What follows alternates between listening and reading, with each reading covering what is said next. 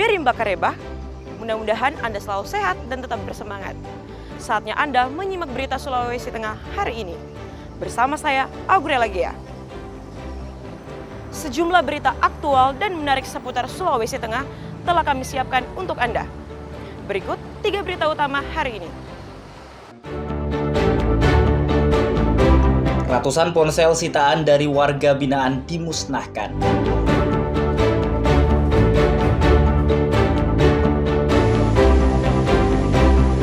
Satgas Madagoraya melakukan patroli di jalur bekas kamp pelatihan teroris Poso.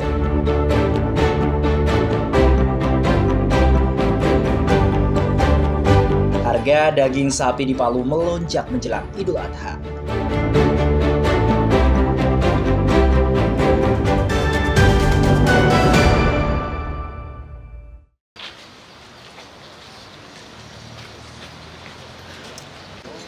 Kantor Wilayah Direktorat Jenderal Pemasyarakatan Sulawesi Tengah melakukan pemusnahan barang bukti hasil sitaan Kamis pagi. Sebanyak 194 ponsel hasil sitaan dari warga binaan di seluruh rumah tahanan dan lapas wilayah Provinsi Sulawesi Tengah dimusnahkan. Ratusan ponsel dimusnahkan dengan cara dibakar. Ponsel tersebut merupakan hasil sitaan petugas dari warga binaan di seluruh rutan dan lapas di Sulawesi Tengah periode November 2024 hingga Mei 2025. Selain ponsel, pihak Kantor Wilayah Direktorat Jenderal Pemasyarakatan Sulawesi Tengah juga memusnahkan barang bukti lainnya seperti cas HP dan jemala yang juga disita dari para warga binaan. Bahkan dalam periode 6 bulan tersebut, pihak Kantor Wilayah Direktorat Jenderal Pemasyarakatan Sulteng juga mengamankan barang bukti narkotika jenis sabu yang diselundupkan ke dalam lapas maupun rutan. Ada sebanyak 79 paket sabu-sabu. Puluhan paket sabu tersebut telah diserahkan ke pihak Badan Narkotika Nasional Provinsi Sulawesi Tengah. Pemusnahan barang bukti hasil penggeledahan kami di antara 6 bulan dari November sampai dengan bulan Mei ini. Tadi sudah kami sampaikan 194 handphone kami musnahkan dan berbagai macam jenis merek serta 96 charger dan barang-barang lain seperti headset, barang-barang elektronika yang kami sita juga dari lapas dan rutan Sulawesi Tengah. Ini bagian dari komitmen kami untuk pemberantasan narkoba dan zero handphone di dalam lapas. Sebagaimana yang disampaikan Direktur Jenderal Pemasyarakatan, kami Sulawesi Tengah berkomitmen juga meniadakan handphone dan alat komunikasi ilegal karena di setiap lapas kami sudah menyediakan kuartel khusus untuk warga binaan. Pemusnahan barang bukti ponsel dan penggagalan puluhan paket narkotika tersebut merupakan wujud komitmen nyata Kantor Wilayah Direktorat Jenderal Pemasyarakatan Sulawesi Tengah. Hal itu untuk menciptakan lapas dan rutan bersih dari narkoba, serta demi memperkuat aturan terkait larangan penggunaan alat komunikasi. Syahrul Cahya melaporkan dari Palu.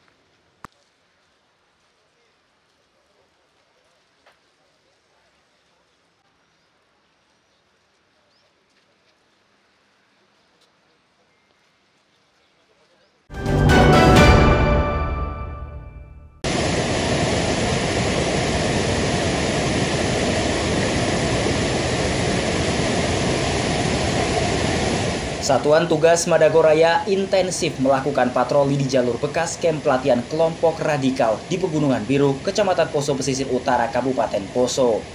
Kegiatan ini sekaligus bagian dari operasi dalam menjaga keamanan di wilayah Poso menjelang Lebaran Idul Adha. Sejumlah polisi bersenjata lengkap menyisir jalur hutan, pegunungan, dan perkebunan. Jalur lain yang menjadi perhatian khusus adalah pegunungan di wilayah Taman JK, Pegunungan Poagi, Pantango hingga Taunca di Kecamatan Poso Pesisir. Jalur yang disisir merupakan jalur lama yang pernah digunakan kelompok radikal sebelum ditumpas aparat keamanan. Patroli tersebut merupakan upaya menjaga stabilitas keamanan wilayah operasi serta mempersempit ruang gerak kelompok-kelompok radikal. Rutin melaksanakan kegiatan patroli di jalur-jalur klasik, bekas kamp pelatihan, pegunungan, perkebunan masyarakat yang berbatasan dengan hutan. Kegiatan ini bertujuan menciptakan situasi Kamtipmas yang aman dan kondusif di wilayah hukum Polda Sulawesi Tengah, khususnya di Kabupaten Poso. Langkah petugas ini mendapat apresiasi dari warga yang tinggal dan berkebun di kawasan jalur klasik. Mereka merasa lebih aman saat beraktivitas. Mereka berharap situasi keamanan di Poso tetap terjaga dan masyarakat bisa hidup damai dan tentram. Dan saya ketemu bersama dengan petugas yang ada di Toko Rondo pada pagi ini. Saya sangat berterima kasih atas dukungan pemerintah untuk membantukan masyarakat dalam keamanan. Semoga untuk selanjutnya tetap kita jalani. Operasi Madago Raya sudah berlangsung sejak Januari 2021 dan merupakan pengganti dari Operasi Tinombala. Operasi ini bertujuan untuk mencegah gangguan Kamtibmas dan menjaga stabilitas keamanan di wilayah Sulawesi Tengah, khususnya Kabupaten Poso. Julianus Kay melaporkan dari Poso.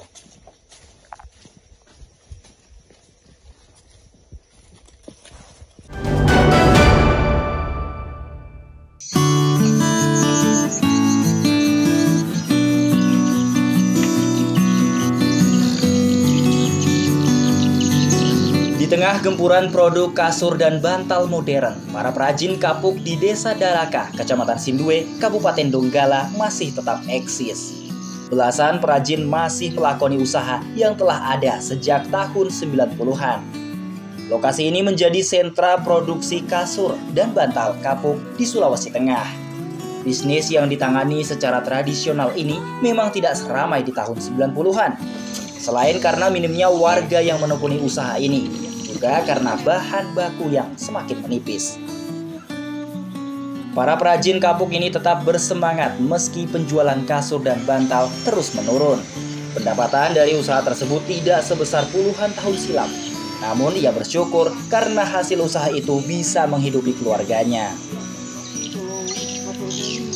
Satu hari, pemahaman mereka ini kalau bekerja hari satu, jadi sampai keluarga. 3 biji satu hari. Oh, nanti kita pergi jual baru ada orang bertawar itu, tawarkan bisa diganti sesuatu. Bagus lagi. Kualitas kasur dan bantal di Desa Dalaka dikenal masyarakat luas. Tak heran, hasil produksi tidak hanya diminati masyarakat Sulawesi Tengah, tapi laku hingga di Gorontalo, Sulawesi Barat, dan Kalimantan. Satu bantal dijual seharga Rp30.000 atau Rp100.000 untuk 3 bantal. Sedangkan harga kasur dijual mulai Rp280.000 hingga Rp350.000. Para perajin kapuk ini berharap usaha tradisional tersebut bisa tetap bertahan. Selain itu, butuh bantuan modal dari pemerintah daerah agar bisnis tersebut tetap berkembang. Rahma Inayah melaporkan dari Donggala.